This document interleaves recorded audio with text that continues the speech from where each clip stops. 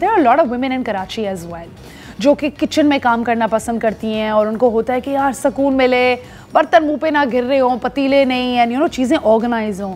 तो you know आप कुछ किचन की टिप्स हमसे अगर शेयर करें, what do you think? I mean हम किस तरह उसका इंटीरियर कर सकते हैं कि वो रिच एंड लग्जोरियस भी लगे और वो हमारी ज़िंदगी थोड़ी आसान भी करे।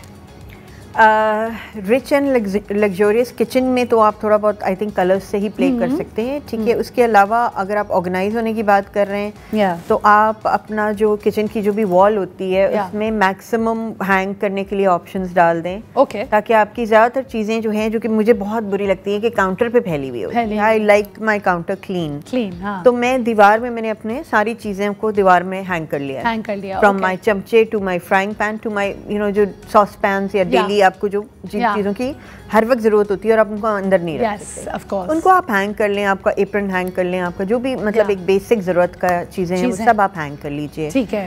तो इस तरीके से हो सकता है। और इसके अलावा there some cupboard ways as well in which आप कबर्ड एक खुलने के भी तरीके डिफरेंट आ गए हैं कि आप जी बहुत सारे तरीके हैं। वो आप आई गेस वो जैसे कहने का था आप एल शेप में करें, आप यूट्यूब पे जनरली देखें तो बहुत सारे स्टोरेज ऑप्शंस हैं। तो वो क्योंकि आपको अगेन बजट में रह के करना है तो आप वो DIY में बहुत कुछ सीख सकते हैं, यूट्यूब के ऊपर बहुत सीख सकते हैं आप। फिर उसके किचन के जो टॉप है उसको थोड़ा सा मतलब अगर आप मार्बल अफोर्ड कर सकते हैं या कुछ तो आप वो ले लीजिए, बिकॉज वो उसको फेक मार्बल भी तो आता है बिना, बिल्कुल आता है, आर्टिफिशियल सिंथेटिक आजकल सब कुछ आता है। And that's easy to use, is that safe to use as a material?